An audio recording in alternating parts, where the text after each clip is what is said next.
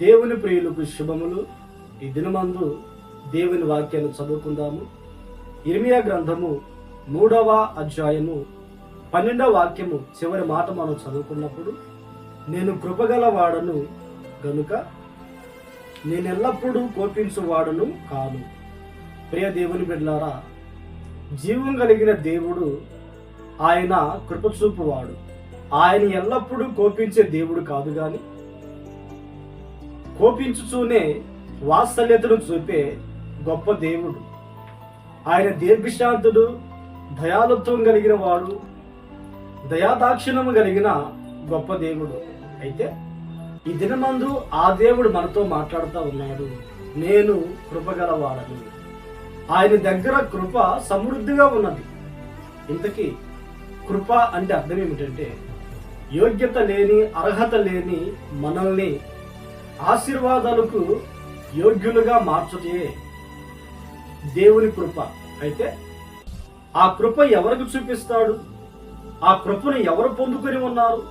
ఆ కృపను పొందుకున్నట్టు వలన కలిగే ఉన్నతమైన శ్రేష్టమైన అనుభవాలు ఏమేమి ఉన్నాయి అని మనం గమనించినప్పుడు, నోవాహు జీవితంలో దేవుడు తన కృపను చూపి ఉన్నారు.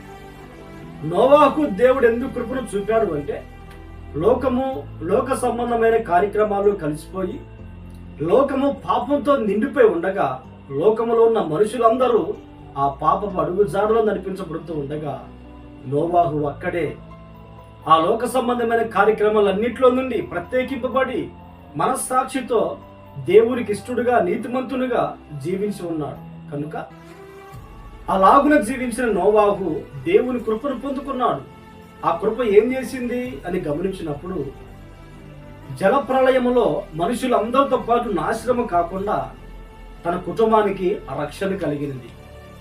ఇంకా మనం గమనించినప్పుడు, దావీదు దేవుని కృపను పొందుకున్న వ్యక్తి. తాను పాపం చేసినప్పుడు ఆ పాపాన్ని గురించి పశ్చాత్తాపం చెందినప్పుడు దేవుడు దావీదుని క్షమించి తన కృపను చూపి ఆయన సింహాసనాన్ని తరతరాల వరకు స్థిరపరిచి ఉన్నాడు.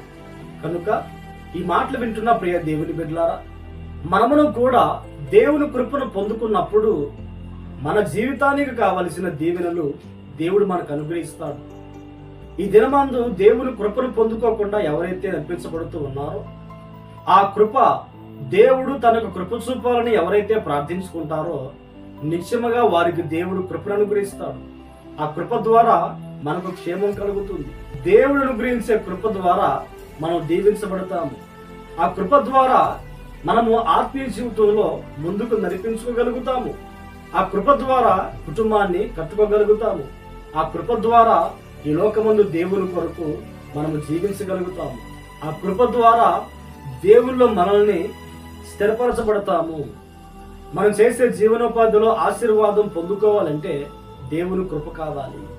కుటుంబంలో సమాధానము, ఐక్యత కానీ, వెళుతున్న మార్గాల్లో క్షేమాన్ని మనం చూడాలి అన్నా, పిల్లల చదువు విషయం కావచ్చు, భవిష్యత్తు విషయం కావచ్చు, ప్రతి విషయంలో కూడా మనం నెమ్మది పొందాలి, జీవితం పొందాలి. ఈ లోకంలో దేవుని కొరకు సాక్షార్థంగా బ్రతకాలి అంటే ఆ దేవుని కృప మనము పొందుకునే వారముగా ఉందుముగాక. ప్రార్థన. మహోన్నతుడా, ఆశ్చర్యకరుడా, కృప చూపేవాడా, మీకు స్తోత్రాలనైనా మీరు అనుగ్రహించు ఉచితమైన కృపను మేము పొందుకోవడానికి యోగ్యత అనుగ్రహించండి. కృప పొందిన మేము రక్షణ పొందినట్లుగా, కాపాడబడినట్లుగా, మేము మీలో స్థిరపరచబడినట్లుగా, ఈ లోకమందు మీ కొరకు బ్రతుకున్నట్లుగా ఈ కార్యాలు చేయించినందుకే స్తోత్రం. ఈ మాటలు విని ప్రార్థనలో ఏకీభవించిన ప్రతి వారిని మీ కృపను పొందుకొని మీ ద్వారా దీవెన పొందుకోవడానికి సహాయం అనుగ్రహించి మహిమను పొందమని యేసు నామములో ప్రార్థించి అడిగి పొంది ఉన్నాము తండ్రి. ఆమేన్, ఆమేన్.